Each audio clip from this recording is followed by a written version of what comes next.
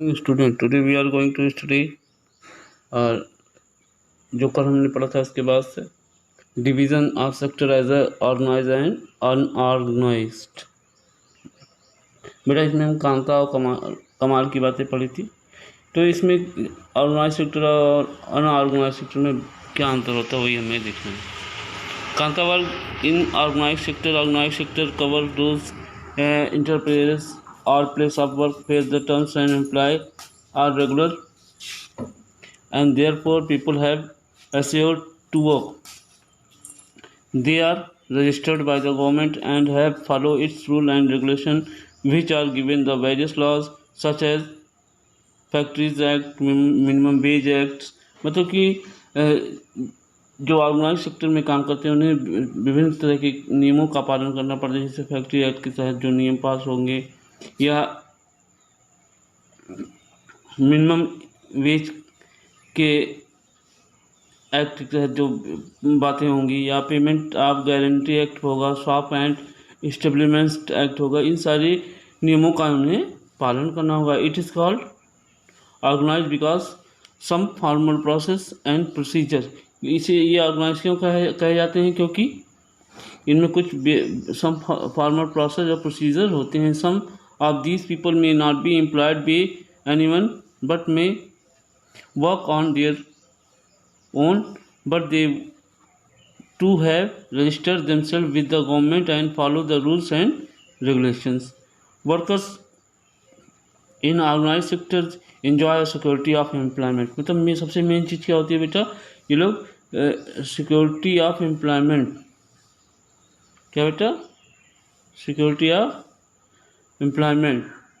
They are expected only a fix number of hours. If they work more they have to pay the overtime and they by the employer. अगर वो काम ज़्यादा करते हैं समय से, fix time से, तो उन्हें ओवर टाइम मिलता है जो उन्हें रखे होते हैं। They also get a several other benefits from employer. और वो एम्प्लॉयर द्वारा बहुत सारे बेनिफिट को प्राप्त करते हैं। What are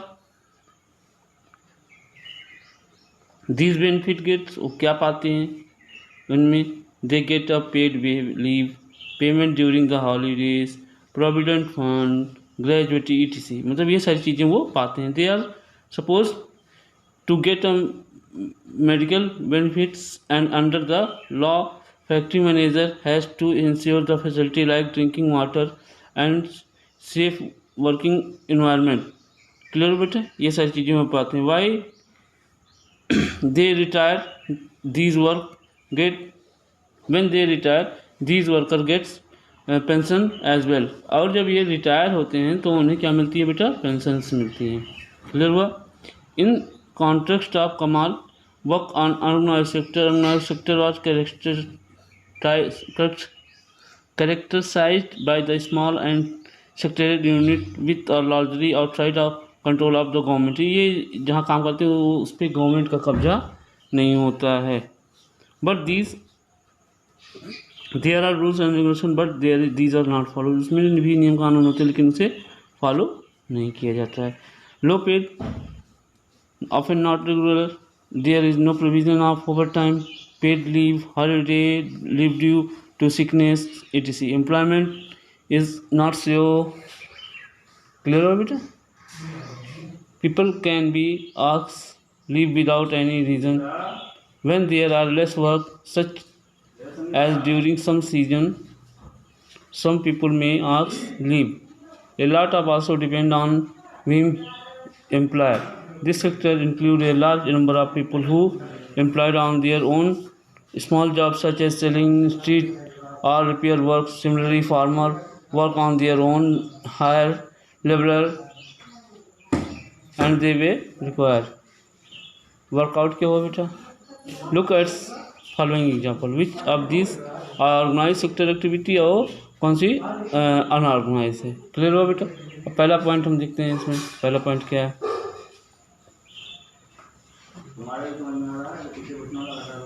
teacher taking class in the school, organise sector.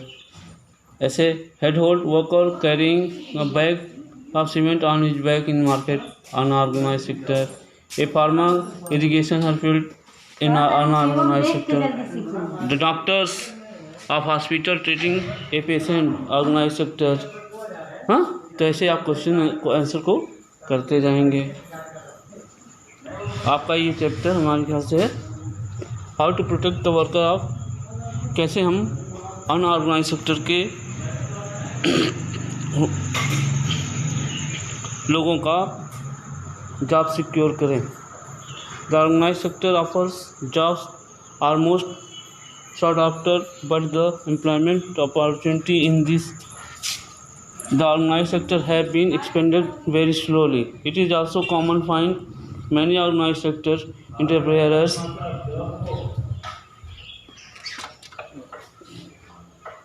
in the organized sectors. They adopt such a strategy to advance the tax and refuse to follow laws that protect the laborers.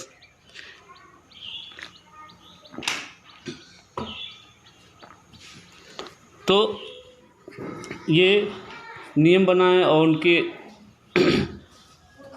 न्यूनतम veg clear करें, और इसी तरह की एक process since 1990 में also common see the large number of workers losing their job और in organise sector, these worker force to take up a job in organise sector.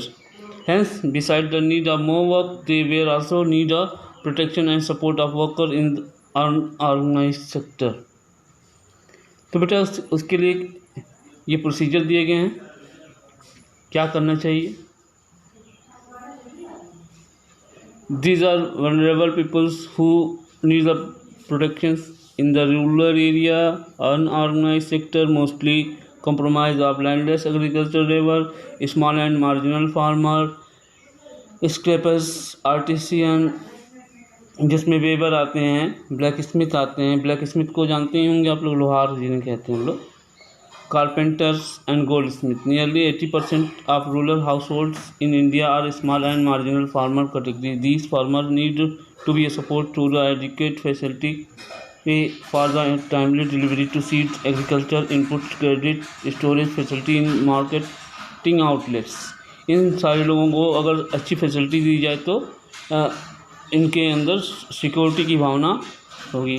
In urban areas unorganise sector compromise only mainly worker in the small scale industries, casual worker and constructions, trade and transport etc. And those work as the street vendor, head load worker, garment maker, rag picker. Small scale industries also need a government support for the procuring raw material and marketing output. This casual worker in both rural and urban area need a protected. We also find the majority of workers from scheduled caste, tribe and backward communities find themselves in the unorganized sector. Besides getting their irregular and low paid workers, these workers also face the social discrimination, protections and support to unorganized sector workers, thus necessary for both economic and social development. ठीक, आगे देखेंगे. ये सारी चीज़ें बेटा दी गई हैं जो अब देखेंगे. ओनरशिप के आधार पे भी क्या होता है बेटा. ओनरशिप के आधार पे आप लोग खुद ही जानते हैं, पब्लिक और प्राइवेट. पब्लिक मतलब सरकारी और प्राइवेट मतलब इंडिविजुअल, जैसे आपकी हो जाए. पब्लिक प्राइवेट हुआ.